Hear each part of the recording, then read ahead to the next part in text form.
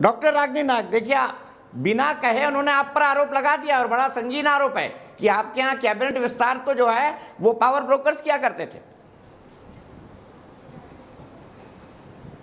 देखिए, सबसे पहले तो दीपक जी, आज शुरुआत में ये कहना ही पड़ेगा कि बहुत सारे नारे दिए थे 2014 में नरेंद्र मोदी जी ने सत्ता के सिंहासन तक पहुंचे, जैसे अच्छे दिन, जैसे बहुत हुई महंगाई की मार, जैसे बहुत हुआ नारी पर वार।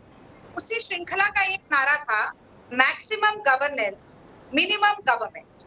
और आज मुझे ये कहना पड़ेगा कि ये सारे नारे एक एक करके मोदी जी की झूठ बोलने की कला के जीते जागते स्मारक बनते जा रहे। आप देखिए, सुबह से आपका चैनल भी विश्लेषण कर रहा है, अभी भी बड़ी अच्छी समीक्षा दी गई। कोई कह रहा है कि मंत्रिमंडल के विस्तार से मोदी जी जातिगत समीकरण सेट कर लेंगे, कोई कह रहा है मोदी जी चुनावी समीकरण उत्तर प्रदेश के सेट कर लेंगे, कोई एक्सपर्ट कह रहा है कि गठबंधन के समीकरण सेट कर लेंगे। पर क्या कहीं भी ये बात कही जा रही है कि देश हित और जन कल्याण के समीकरण सेट हो रहे हैं?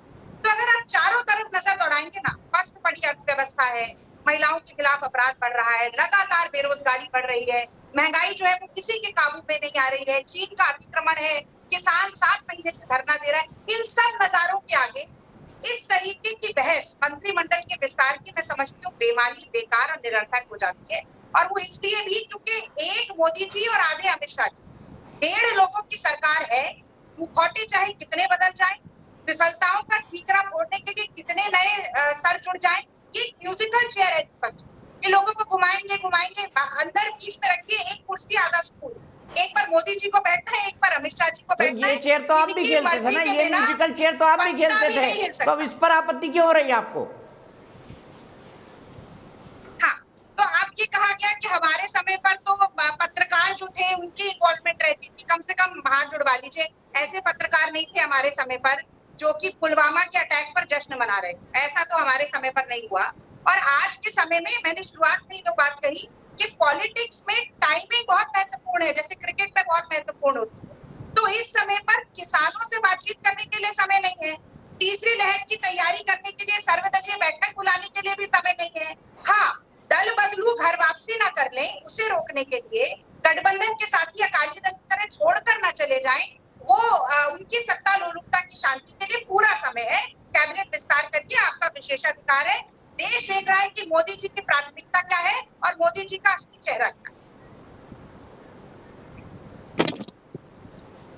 प्रेम शुक्ला जी, इनका तो सीधा आरोप है भाई, सरकार तो किसी मोर्चे पर काम ही नहीं कर रही है। रागिनी नायक जी को तो इस बात से खुश होना चाहिए। क्यों रागिनी, मैं आप पर आऊंगा, लेकिन प्रेम शुक्ला जी मुझे बताइए, इनके लिए तो अवसर ही अवसर है कांग्रेस पार्टी के लोगों के लिए। नहीं दीपक जी, आपने जो आदरणीय रागिनी नायक जी से प्रश्न पूछा था, क्या उसका उत्तर का एक वाक्य भी कहा गया क्या? उसके उत्तर में एक वाक्य भी कहा गया क्या? नहीं कहा गया। डॉक्टर मनमोहन सिंह क्या अपने कैबिनेट का गठन स्वयं करते थे क्या? आप भी पत्रकार रहे हैं, लंबे समय तक पत्रकार रहे हैं, क्या डॉक्टर मनमोहन सिंह को अपने मंत्रिमंडल के गठन का अधिकार था? राडियो टेप सामने है कि नहीं है? और ये कह रहे हैं कि भाई पत्रकार तमाम तरह के अनुमान लगा रहे, साहब ये आपातकाल थोड़े है कि पत्रकार अनुमान भी न लगाने पाए। ये कांग्रेस के कुशासन का आपातकाल नहीं है कि पत्रकारों को अनुमान लगाने के अधिकार से भी वंचित कर दिया जाए। इस तरह की हरकतें तानाशाही जिनके रक्त में हो, ऐसे शासक ही कर सकते हैं, जिनका जो लोकतंत्र में विश्वास रखते हैं, जो मुक्त मीडिया में विश्वास रखते हैं, वो अनुमान लगाने का अधिकार भी देते हैं। एक चीज। तीसरी बात, आप किससे सुशासन की बातें कर रहे हैं? 2G 3G, जीजा जी तुम इतना ले लेना जी, तुम उतना दे देना जी। इस तरह की सरकार चलाने वाले, इस तरह की सरकार, डॉक्टर मनमोहन सिंह प्रधानमंत्री को कठपुतली बनाकर यूपीए चेयरपर्सन जैसा असंवैधानिक पद क्रिएट करके आप सारे अधिकार जो है, ऐसी आपने नेशनल एडवाइजरी काउंसिल बनाई थी, जिस नेशनल एडवाइजरी काउंसिल में नक्सलाइट समर्थक लोगों को लाकर बैठा दिया गया था। और फिर दूसरी तरफ जो है राडियो टेप्स बताते हैं कॉर्पोरेट घराने तय करते थे किस पोर्टफोलियो पर किसका अधिकार हो, यानी पोर्टफोलियो भी नीलाम हो रहे थे।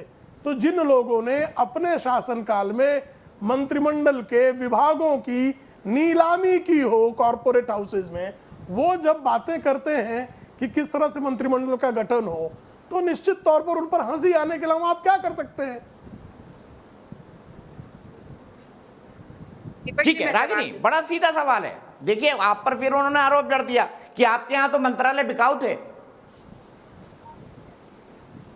देखिए प्रधानमंत्री का विशेषाधिकार है, मैंने वो बात सबसे पहले कही।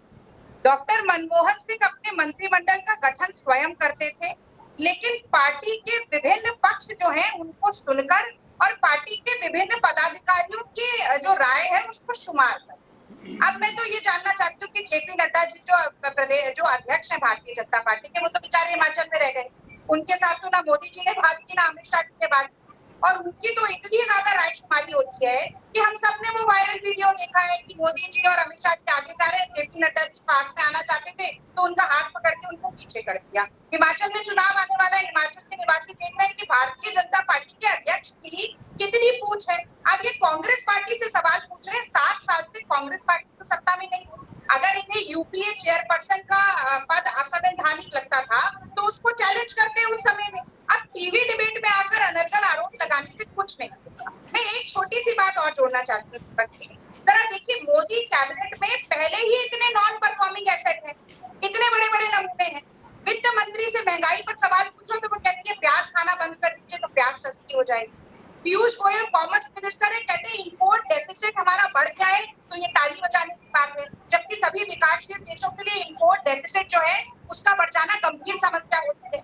आप रविशंकर प्रसाद जी की तरह उनके लिए ट्विटर और व्हाट्सएप ज्यादा महत्वपूर्ण है बजाय इसके कि टेलीकॉम इंडस्ट्री की हालत देखें। तो ऐसे नमूनों की फहरिस्त को बढ़ाकर करेंगे क्या? देशभक्ति का, देश कल्याण का काम नहीं हो रहा है।